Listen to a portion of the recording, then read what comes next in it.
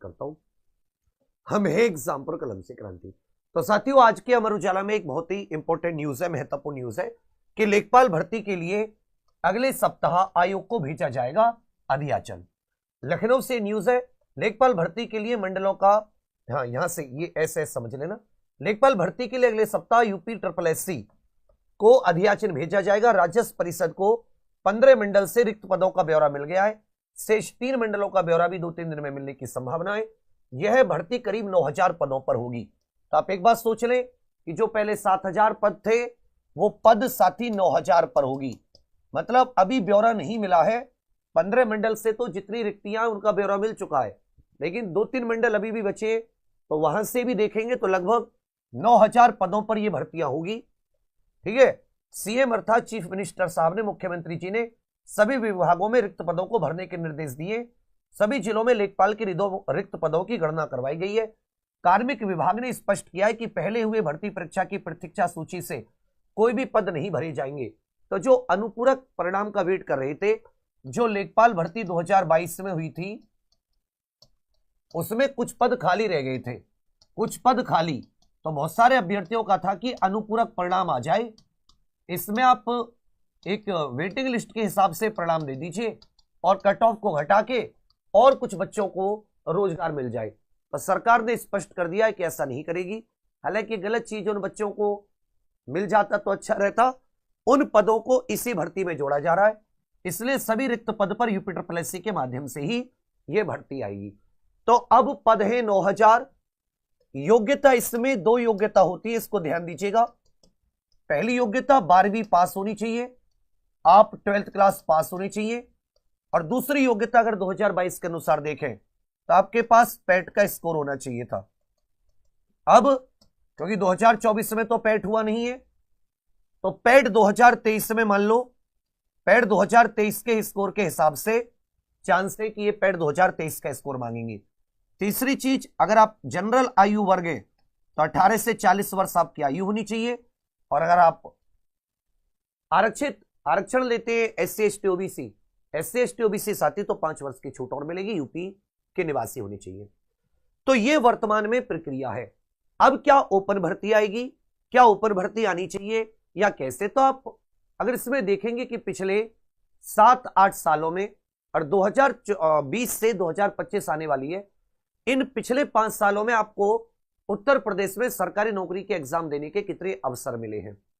देखो, एक natural justice, प्राकृतिक न्याय की बात करें, बिल्कुल उचित अनुचित को बात करें, लाभ हानि से हटकर बात करें, तो यदि आप कहें कि पिछले 5 साल में कितने अवसर मिले, तो आप देखोगे कि अवसर की संख्या 1-2 है जो सभी बच्चों को मिले। क्योंकि पैट 2021 उससे एक आध भर्ती, 1-2 भर्ती, पैट 2022 से जो भर्ती है उनके एग्जाम नहीं हुए, पैट 2023 से भर्ती आ रही, इनके एग्जाम कब होंगे कोई पता नहीं। ना तो आप पैट से निकाल देते हैं, आपके पास स्कोर कार्ड वगैरह सब कुछ होता है बच्चों का, ना तो आप कोई कट ऑफ निकालते हैं शुरुआत में। अब सब बच्चों से 25-25 रुपए देके सबको भरने के लिए बोलते हैं। मतलब कितने फॉर्म भरे एक बच्चा, या तो एक कॉमन कट ऑफ निकाल दो।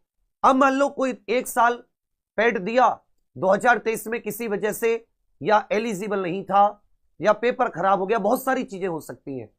बहुत सारे बच्चे तो पैट 2023 में बैठे भी नहीं थे, क्योंकि पिछले पैट की भर्तियों का उत्तर नहीं था। पैट 1 से पैट 2021-22 से और 23 में देखोगे तो बहुत अंतर था। अब ना पिछले 1 साल होने जा रही है, 1 साल से ऊपर, ये साल भी चली जाएगी। मान लो अधियाचन आएगा तो हो सकता है फॉर्म भरने की प्रक्रिया इस महीने के एंड में अगले साल चली जाए। वो बच्चे जो अभी एलिजिबल हुए वो कहां जाएंगे? तब ऐसा भी नहीं कि हर साल होता हो, ऐसा भी नहीं कि हर साल ही वैकेंसी आती हो लेखपाल की। 2022 में आई, उससे पहले 2017 में, 5 साल बाद 2022 में, अब 2022 के 3 साल बाद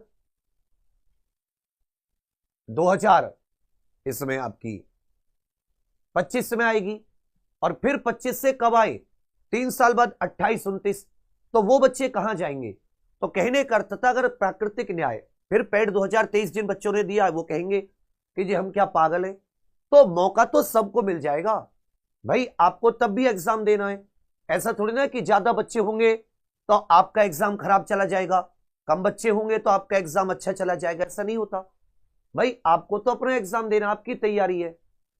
तो कहने का अर्थ है कि अगर सबको मौका, सबको अवसर मिल जाता तो ये बहुत अच्छा रहता, अन्यथा सबको ओपन नहीं होती।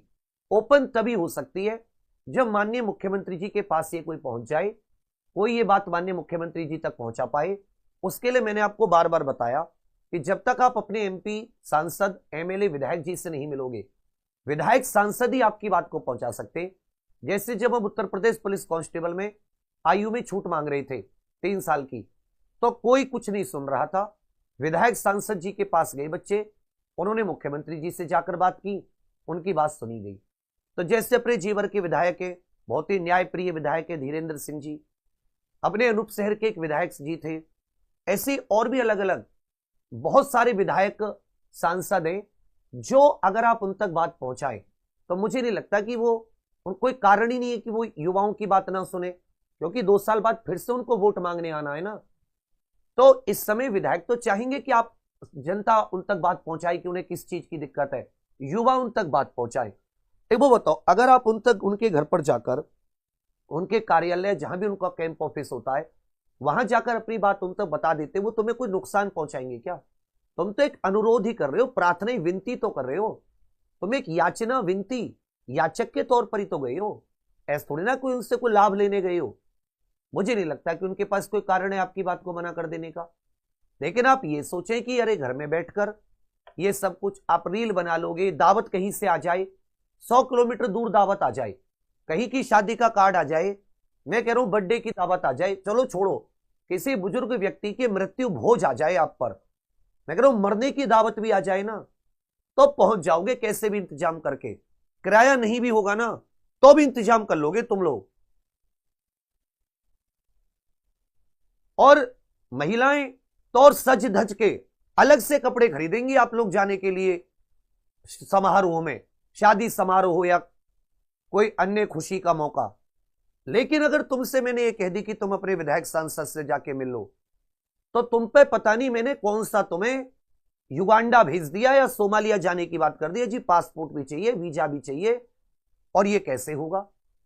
यहां मृत्यु भोज हो, कोई मरने की दावत और रसगुल्ले खाने तुरंत पहुंच जाओगे, नए कपड़े पहन कर जाओगे, नहीं होंगे तो खरीद लोगे।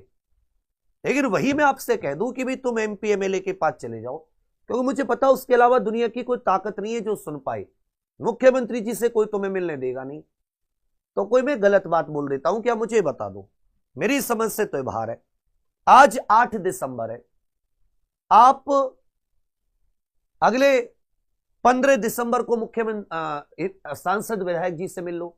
मैं तो पिछली बार भी 1 तारीख से भी बोला, 1 तारीख को भी बच्चों को कि जाके एक बार मिलो कैलेंडर के लिए।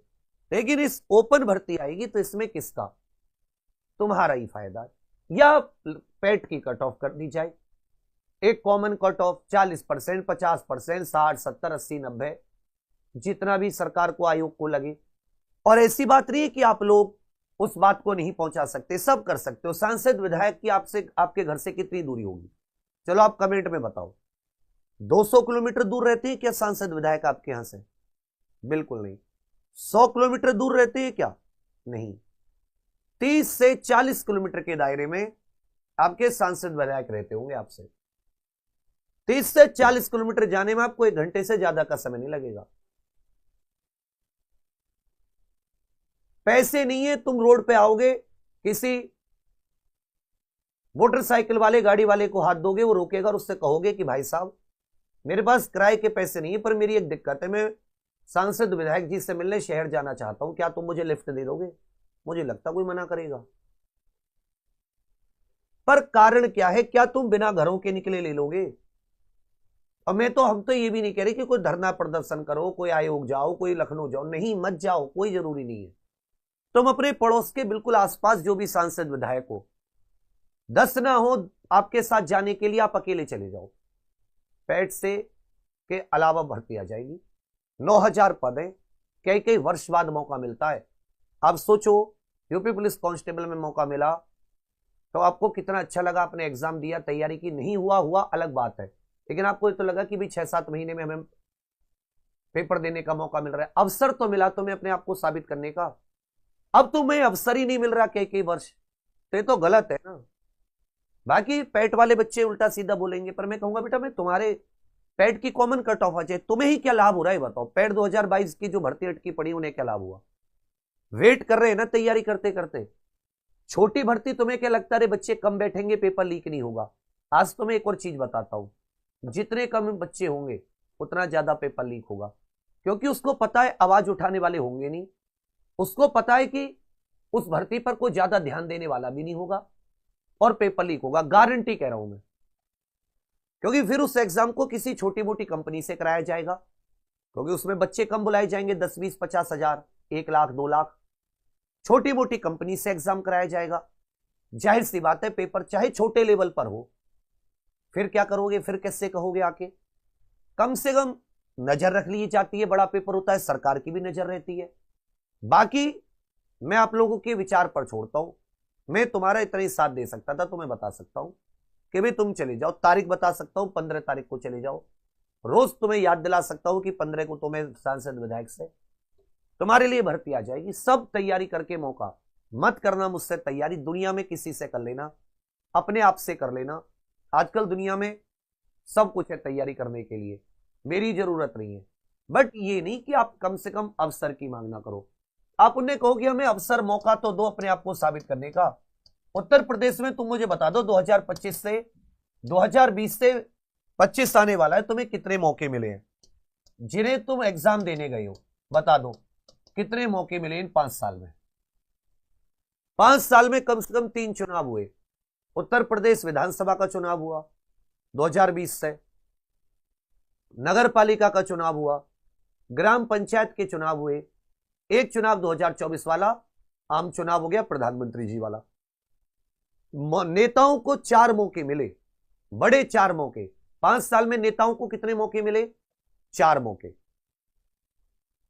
प्रधानमंत्री जी से लेकर मुख्यमंत्री जी से लेकर सभी नेताओं ने जश्न मनाया, 4 मौके पर जश्न मनाने का मौका मिला।